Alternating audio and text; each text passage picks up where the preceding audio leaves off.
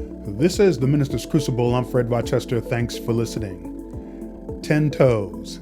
That's the title of today's message. This is such an important subject. I believe that the Bible prophecy community is definitely hitting the nail on the head when it comes to the fast-paced moving events that are happening in the world in such a way that everybody cannot keep up with it. We get bits and pieces and put everything together so that we can get as full a picture as possible.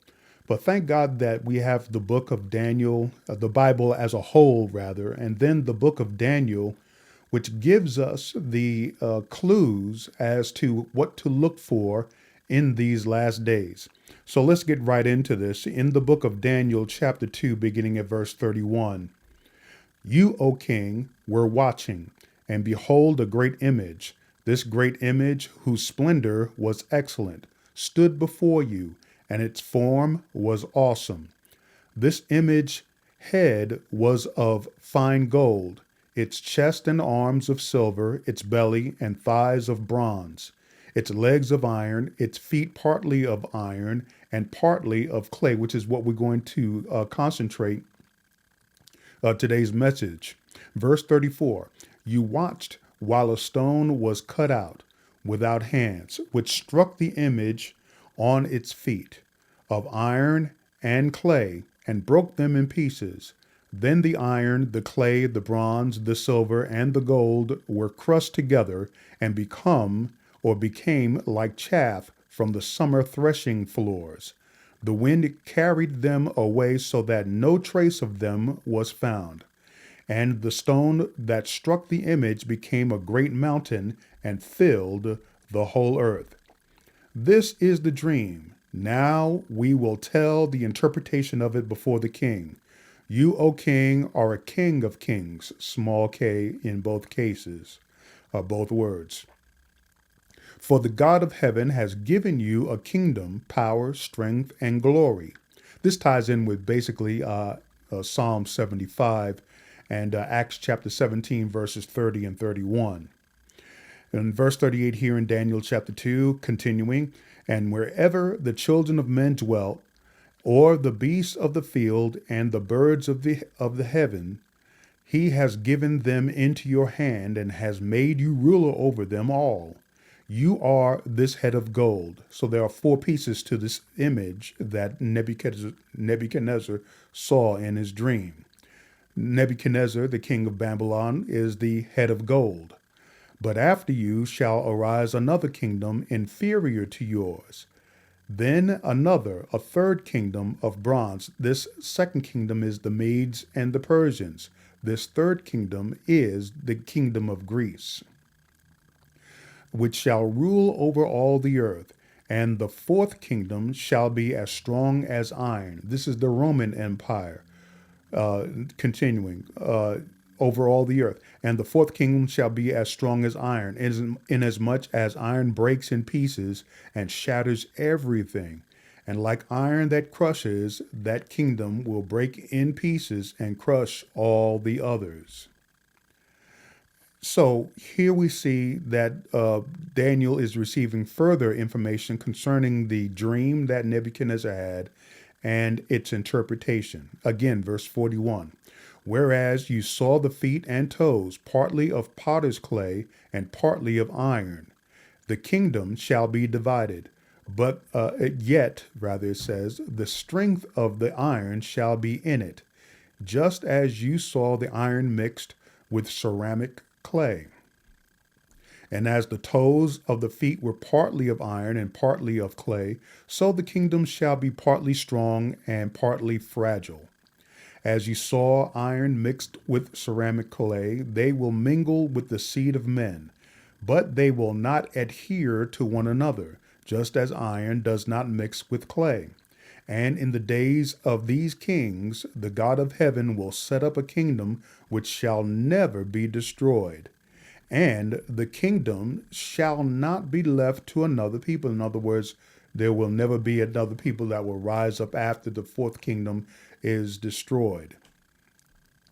Again, in verse 44, and in the days of the kings, the God of heaven will set up a kingdom which shall never be destroyed, and the kingdom shall not be left to another people. This, of course, is the kingdom of our Lord and Savior Jesus Christ. It shall break in pieces and consume all these kingdoms, and it shall stand forever.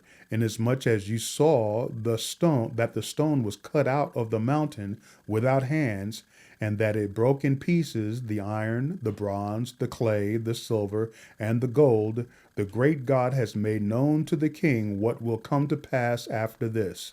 The dream is certain, and its interpretation is sure. Now, we all know when these kingdoms had been put aside, because it's very important for us to understand that things are developing rapidly in such a way that we are unable to keep up. And so what I want to do is not try to put in a box what these 10 toes or 10 kingdoms will exactly be, because at this point, to do so, to put yourself in the box and to try to establish, well, these must be the 10 kingdoms, that's not my objective here. My objective is to show you the top 10 kingdoms that are presently in this world right now, and that each kingdom will jockey for position, and so it is a possibility that some, but not all of these kingdoms will be these 10 toes, which ties in with Daniel chapter 7, Revelation chapter 12, and also Revelation chapter 17, chapters 17, 18, and 19. And so that's my objective here, is to show you the list of kingdoms. And again, I want to point out that these are not specifically the 10 kingdoms or 10 toes. My objective is just to give you a list to look for, and that will give us a good measuring tool to determine, what may come to pass. Okay, for the 10 toes, we see that we have a G8, not a G10. G8 are the government 10 or government 8 nations, and it's made up of number 1, the United States, number 2, Britain, number 3, Germany, number 4, Russia, number 5, France, number 6, Japan, number 7, Canada, and number 8, Italy.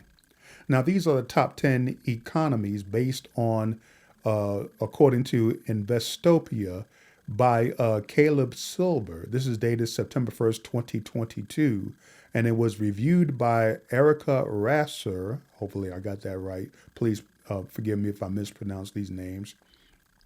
But it was also fact-checked. We're in the fact-check age. Yarolet Perez. Now, these are the top 10 economies in the world. Number 1, the United States.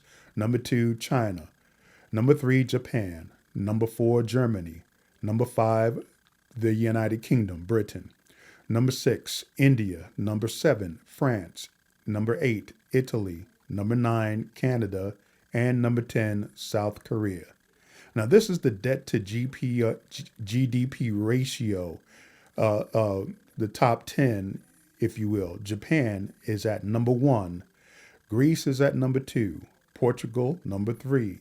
Italy, number 4. Bhutan, number 5. Cyprus, number 6. Belgium, number 7. United States, number 8. Spain, number 9. And Singapore, number 10. Now, the list of national debt. Number 1 is Japan. Number 2 is Venezuela. Number 3 is Sudan. Number 4 is Eritrea. Number 5 is Greece.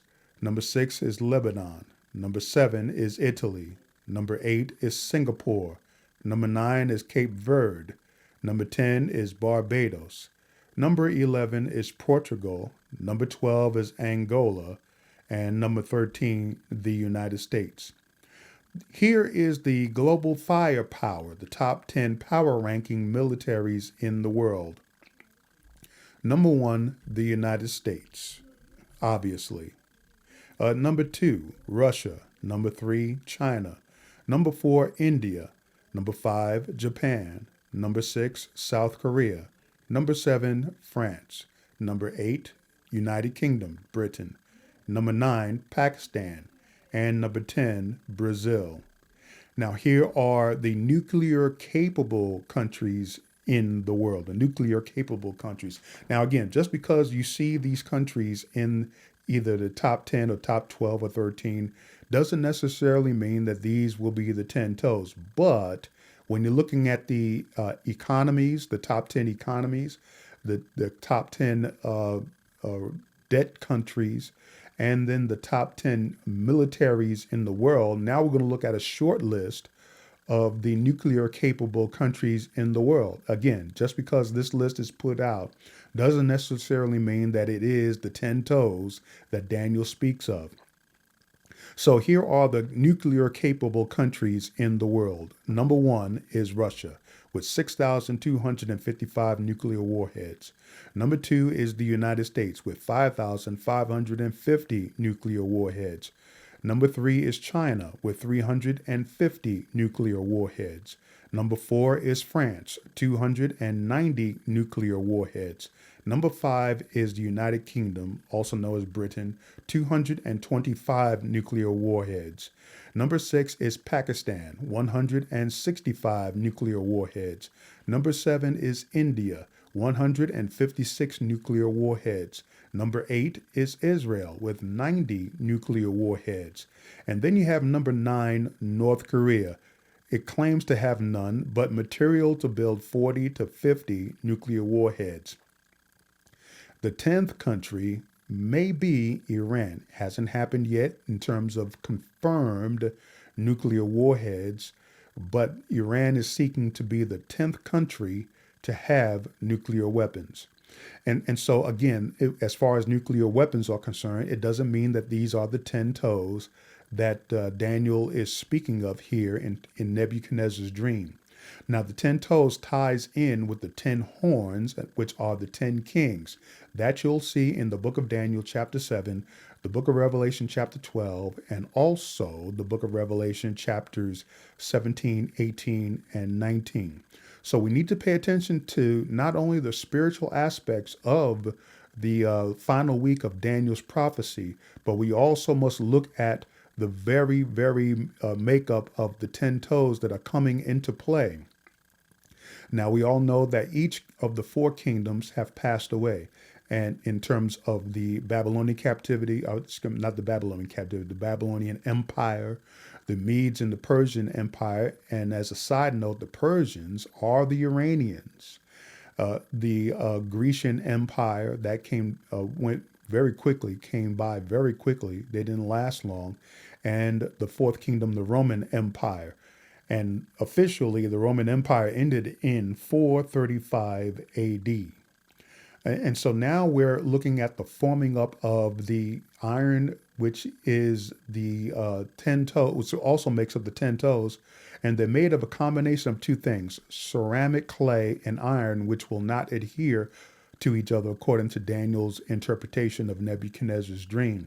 The reason why I'm showing the difference between the iron and the clay is because you see the combination of these nations that are mentioned here, that they have powerful militaries, but their economies are in shambles.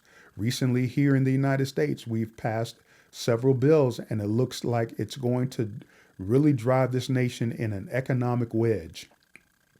And so the whole point of this is to destroy the economic power of the United States so that way other nations can rise with their economies. And so while we're seeing all these things come to pass and play before our eyes, we need to pay attention because it is part of the signs of the end times.